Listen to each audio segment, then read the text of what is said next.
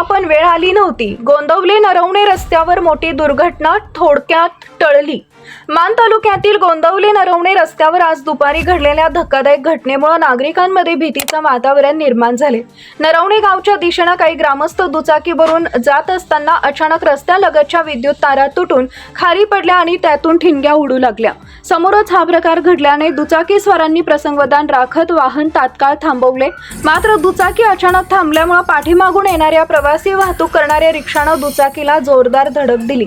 सुदैवाने या अपघातात कोणतीही जीवितहानी झाली नाही, मात्र काही क्षणांसाठी मोठी दुर्घटना घडण्याची शक्यता निर्माण झाली होती। घटनास्थळी उपस्थित नागरिकांनी वाहतूक थांबवत इतर वाहन चालकांना सतर्क केले। रस्त्यावर पडलेल्या तारांमधून ठिणग्या उडत असल्याने परिसरात भीतीचे वातावरण निर्माण झाले होते।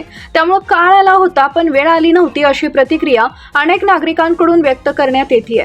स्थानिक नागरिकांच्या मते या ठिकाणी असलेल्या लोकवस्तीत विद्युत पुरवठा देण्यासाठी रस्ता ओलांडून तारा टाकून कनेक्शन देण्यात आले होते। अशा पद्धतीने रस्त्याच्या वरून आणि बाजूने गेलेल्या तारांमुळे भविष्यात दुर्घटना घडू शकते अशी भीती यापूर्वीही व्यक्त करण्यात आली होती। आज घडलेल्या प्रकारामुळे ही भीती काही अंशी खरी ठरल्याची चर्चा परिसरात सुरू होती। याशिवाय अनेक ठिकाणी विद्युत तारांसोबतच केबल नेटवर्कच्या तारांचे जाळेही मोठ्या प्रमाणावर पसरलेले आहेत। या अतिरिक्त भारामुळे किंवा तांत्रिक अडचणींमुळे अशा प्रकारच्या दुर्घटनांचा धोका वाढत असल्याची चर्चा स्थानिकांमध्ये रंगली होती।